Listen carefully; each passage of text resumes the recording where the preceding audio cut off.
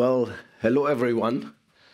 Now I feel very small here, but I also know why I didn't bring any PowerPoint presentation, any videos, because I can proudly say that most of the production we have seen, our technology was involved as well.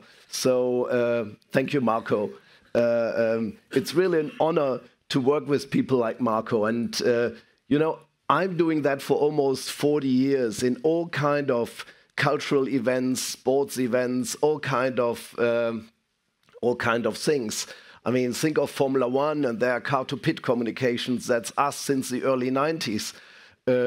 Think of large festivals, whether it's Tomorrowland or Wacken, which is the largest metal festival in the world, which we do as well. And technology behind the scenes, you find lots of Riedel.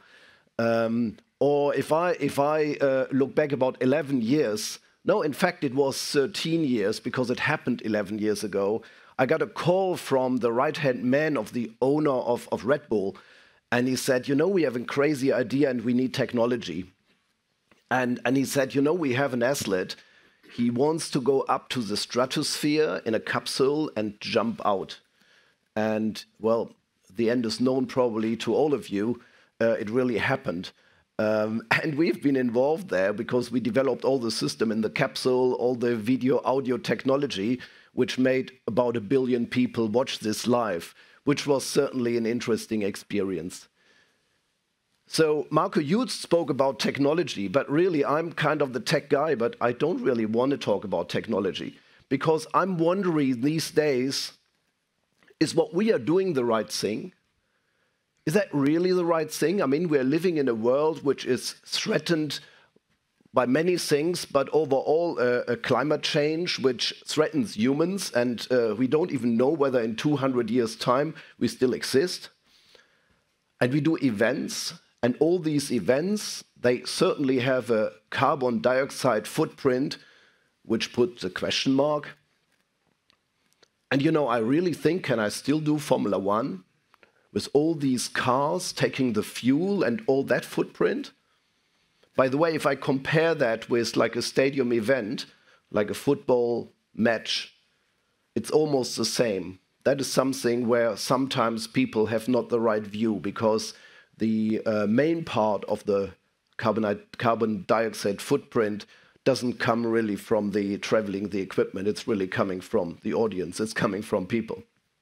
However, really, with all that logic, you would say, well, probably we shouldn't have any events anymore because that is the best. But if you go further on that, you say, well, thinking of the Earth doesn't need humans.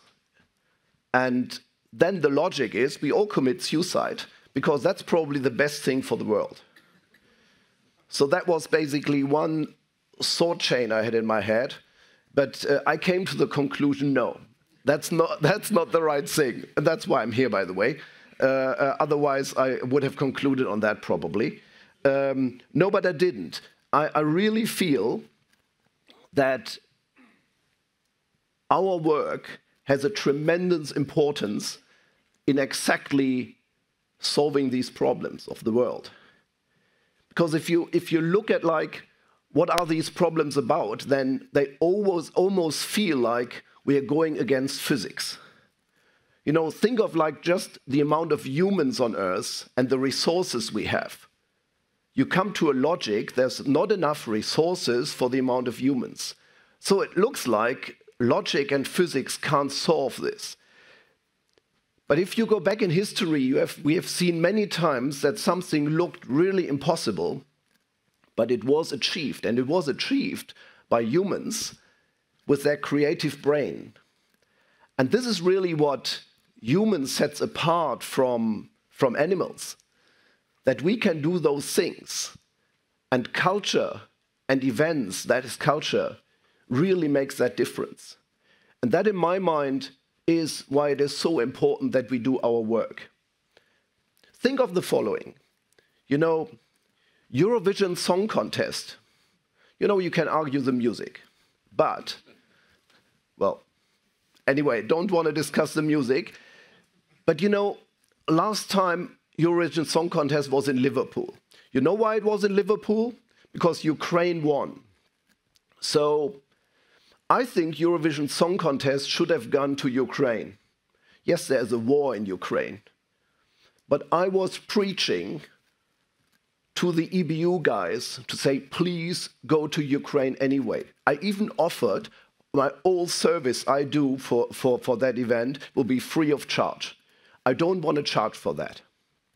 Just imagine we had gone to the Ukraine, all the European country, have that event there as a sign of peace. I think that would have been great. At the same time, I understand that some things are kind of impossible. Well, this one wasn't impossible, but it was for me logic that it didn't happen. Because at the end of the day, it is public broadcasters, they have a huge responsibility. How can they force people to go to a country which is on war? I understand that, but I really like the idea, and that's why I like to share it, because this is what kind of our work is about. At the end of the day, we went to Liverpool, and Liverpool, I think, delivered a very nice event, a nice balance between being host and showing Great Britain, but also paying respect to the ones who won the event the year before. So I would say, well done anyway. But you know, what our event industry can get. And I like to talk about that, because it's really about we all contribute in a way. And certainly it is the key creatives like Marco who are the masterminds of those events. But we all contribute no matter where we work. And, you know, I'm working with technology, and I always sort of like, well, how can technology influence the format? How can I make the dream of Marco and other people really work with like coming up with a new technical solution? And I believe that we all can do more than just putting some speakers and spotlights, but really pushing the boundaries and do the next thing. And, you know, it was a couple of years ago that I was here in Brussels at a university, and I met a professor called Guy Cheron. And Guy Cheron, he is a brain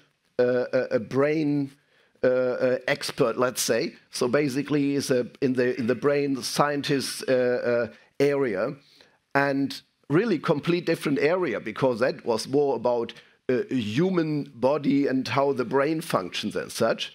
And then he gave me sensors, put that all over my head.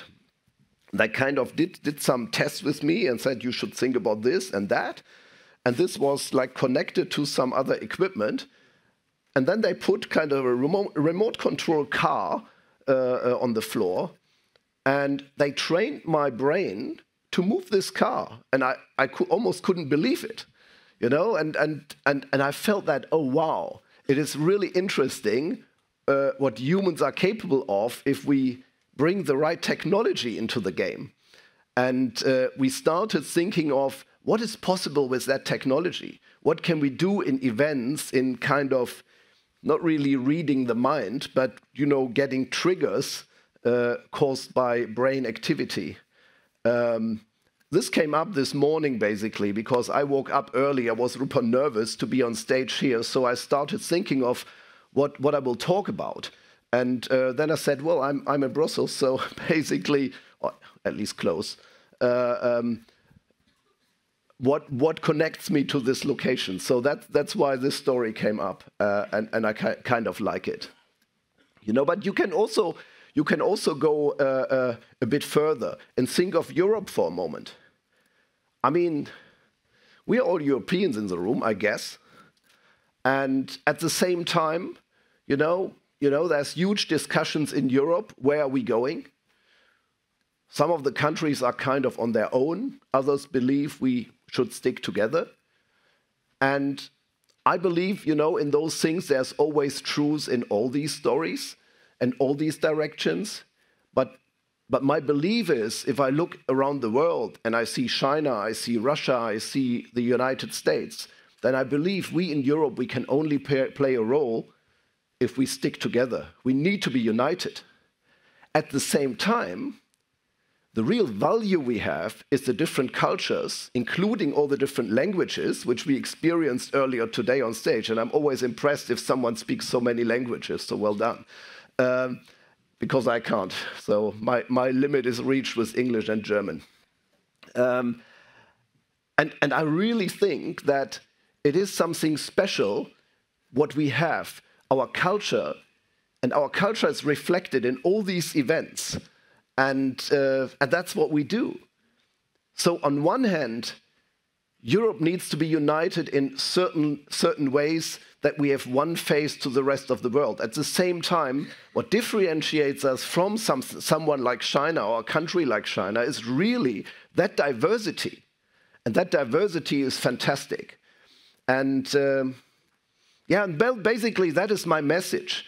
And you know, I got asked to talk about technology, and I can talk about technology over hours because I love it. I could tell about how can technology make new formats, how we can make it an event better, how we can save money, make it more efficient. And yes, we can also think with technology how we can bring the carbon dioxide footprint down. Because we can have certain people not travel, work remotely. Yes, that's possible with technology in video, audio, communications. It certainly does. And at the same time, also for the audience, it can connect. Marco, you spoke about like the goggles earlier and the experience and emotions. And if you are on your own, what is the emotion if you are on your own? I mean, it's nothing, certainly. But that doesn't necessarily mean you and I have to be exactly in the same room, because I believe the emotion would also happen if you sit on your sofa in Italy and I'm back home in Wuppertal, Germany, and we are connected, we experience the same, and maybe we are watching the Olympic ceremony again from LA in '84, which, by the way, I watched as well. That probably inspired both of us. And we have these emotions again. And over these long distance between Germany and Italy, we could talk about that and celebrate. So technology can do those things. And that's kind of my message. So I like to really keep it simple and say, guys, understand, no matter what you do in events, in sports, entertainment, this is culture. That is truly important, and you contribute something extremely important to your country, to Europe, and the world. Thank you very much.